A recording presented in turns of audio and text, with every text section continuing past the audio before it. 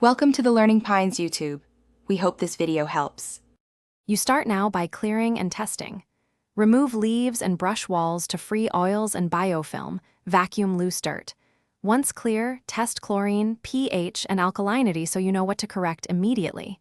If pH is above 7, 6, add pH decreaser. If below 7, 2, add pH increaser. Then shock the water to reach an initial sanitizer level of about 1 to 3 ppm chlorine to kill surface contaminants, and set a baseline for ongoing care. Once the pool is sanitized, focus on circulation and balance. Run your filter 8 to 12 hours a day to remove suspended particles. Clean or replace cartridges and backwash as manufacturer recommends.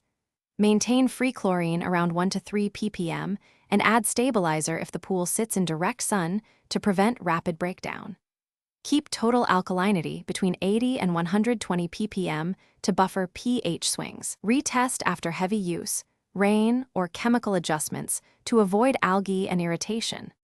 To finish each maintenance cycle, skim, brush, and vacuum regularly, and give the pool a weekly shock after heavy bathing or weather events. If you notice algae, treat promptly with a recommended algaecide, following dosing instructions closely to avoid overchemistry. If the water goes cloudy, make sure the filter is clean, raise chlorine temporarily to shock levels to clear organic load, and use a flocculant only if particles won't settle, then vacuum settled debris. These steps resolve most common problems quickly. Thanks for watching. Consider subscribing if we helped you.